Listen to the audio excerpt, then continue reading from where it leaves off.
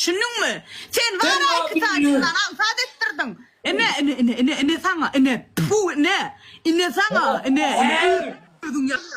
nasıl ödeyeceksin narmanı ceza? Aç beni seni. Ben sana narmanı ceza verdim. 2 tane ansat verdim birini. Kıyın verdim he. İni fark edecek. Görme yaraştaydın oynat koy. Huy yedirtme Mehri.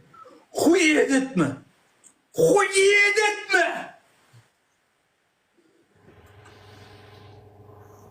Sen veren cezanı veriyen sana lan. Sen bana ne mi ceza verdin benim şu an sana? Ya ben sana bahane asallıyım ama. Ya götümü o atla diyeyim ama paket dedim pakete ayırdım. O asallıydım gelin salam ettiydim. Gelin salam verdiydim. Verdin mi şu cezanı?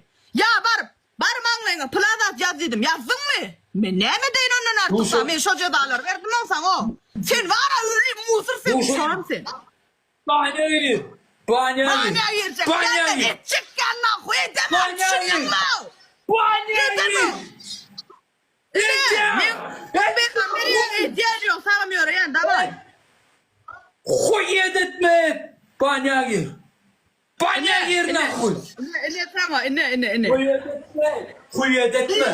Huy yedirtme.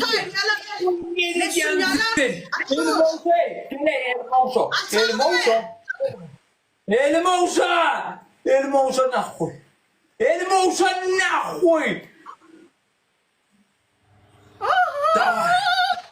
Elim olsa nahuy. Buraya dek mi? 3 kere. Buraya dek geçsin. Ya. 3 kere. Allah oynan. 3 kere. Bu el yakkıstağız ki elin var yok gelme. La oynan kelime. Varmak yok. Ama uzak gelirse elin var yok gelme. La tufule. Şimdi Gördüm ettim o. Olsa değil elim olsa değil o ettim o.